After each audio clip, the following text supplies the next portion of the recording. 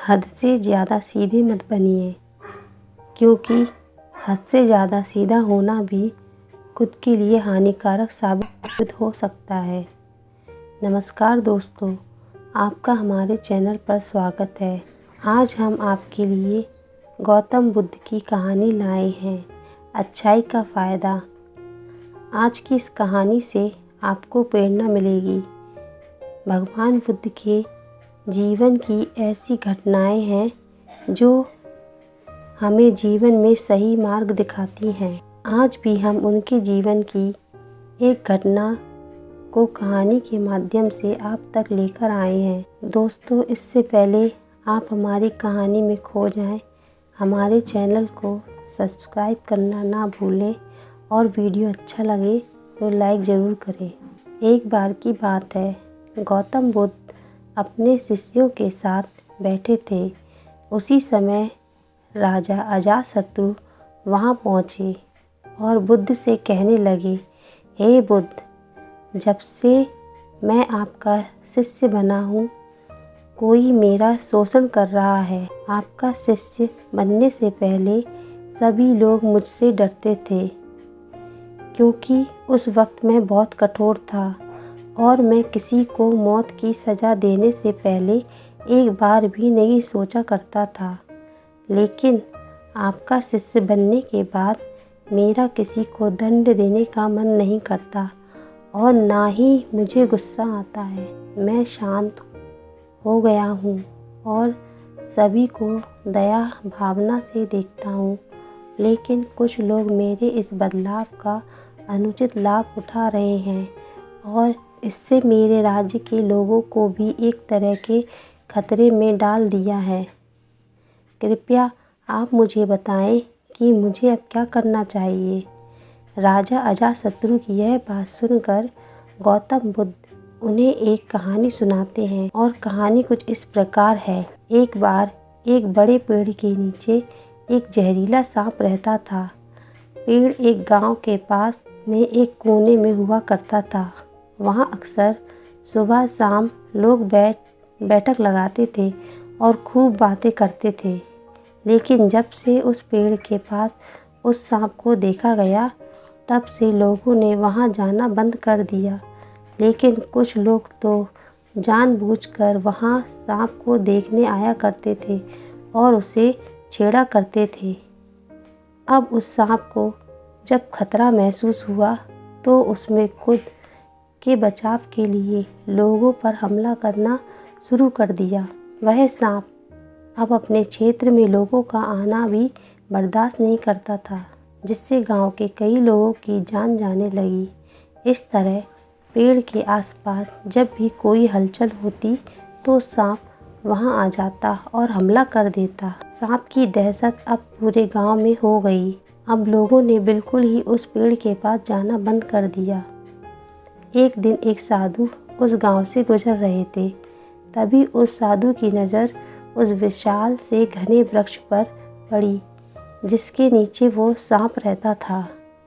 घने पेड़ को देख साधु के मन में विचार आया कि चलो वृक्ष की इस ठंडी छांव के नीचे बैठकर कुछ देर ध्यान लगाया जाए। उसी वक्त कुछ लोग अपनी गाय लेकर घर की ओर जा रहे थे।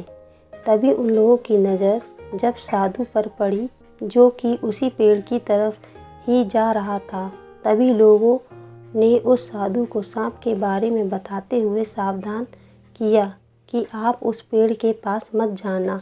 वहाँ एक जहरीला सांप रहता है जो जरा सी हलचल होने पर हमला कर देता है और अब तक कई लोगों को काट भी चुका है। लोगों की यह बातें सुनकर साधु मुस्कुराए और उस पेड़ की तरफ चल पड़े। जगह को थोड़ा साफ करके जैसे ही साधु ध्यान करने के लिए बैठे, तभी सांप हलचल सुनकर साधु के सामने आ पहुंचता है और फुंकारे लगाता है।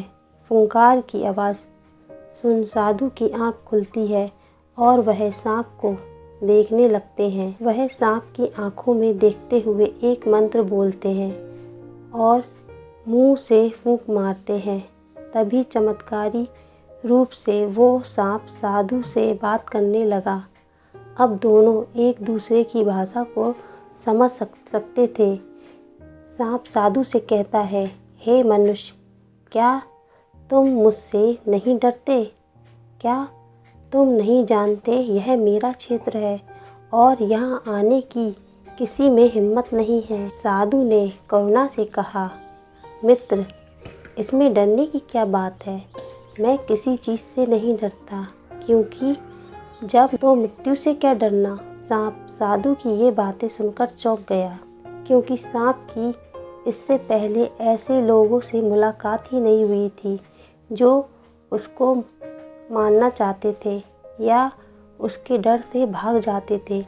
लेकिन वह ऐसे व्यक्ति से कभी नहीं मिला था जो उससे नहीं डरता था। सांप साधु से इतना प्रभावित हुआ कि वह साधु के चरणों में पड़ गया और बोला, हे प्रभु, आप बिल्कुल सही कह रहे हैं। आज तक मैंने जो कुछ भी किया अपनी जान बचाने के लिए किया। अपने क्रोध के चलते ना जाने कितने निर्दोषों की जान भी ले ली है। इसके बाद साधु सांप बहुत सी बातें समझा कर वहाँ से चला गया। साधु की बात से प्रभावित होकर सांप ने निश्चित किया कि आज से वह किसी को नहीं काटेगा। वह अपने क्रोधी स्वभाव को त्याग देगा, दूसरों को काटना बंद कर देगा।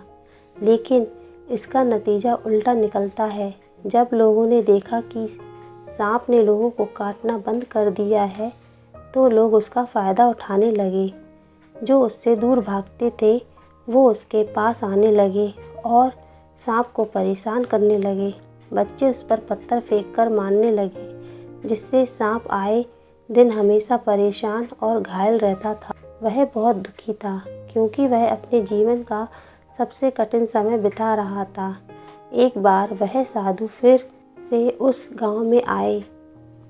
वह उसी पेड़ के नीचे बैठ गए। तभी साधु की नज़र जब सांप पर पड़ी तो साधु ने उस सांप से पूछा कि हे मित्र, तुम्हारी ये हालत कैसे हो गई? तुम इतने घायल और इतने दयनीय स्थिति में कैसे आ गए? सांप ने कहा, जब से आपने मुझे अपने हिंसक स्वभाव को छोड़ने के लिए कहा, तब से मैंने निश्चय किया कि अब मैं किसी पर हमला नहीं करूँगा। मैंने क्रोध करना छोड़ दिया और शांति को अपना लिया, जिसका नतीजा ये हुआ, लोग मुझे परेशान करने लगे, दुर्व्यवहार करने लगे।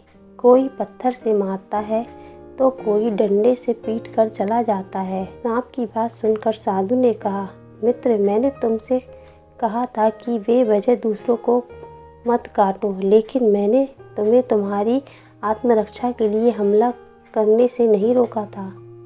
कहानी सुनाने के बाद बुद्ध ने राजा से कहा, हे राजन, तुमने भी मेरी बात गलत तरीके से अपनाई। मैंने आपसे अपने कर्तव्य को छोड़ने के लिए नहीं कहा था, किंतु आप अपने कर्तव्य से भी विमुख हो गए। आप एक राजा हैं, अतः पूर्ण रूप से साधु की तरह व्यवहार आपको खतरे में डाल सकता है।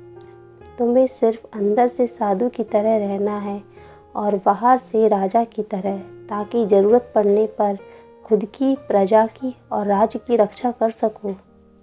दोस्तों, बिल्कुल ऐसे ही जंगल में होता है। जो सबसे सीधा पेड़ होता है उसको सबसे पहले काटा जाता है, और यही कानून दुनिया के लोगों पर भी लागू होता है। अच्छे भोले लोगों का खूब फ़ायदा उठाया जाता है।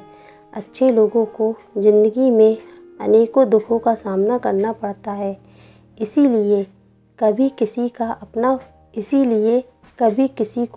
अपना फ़ायदा मत उठाने दो।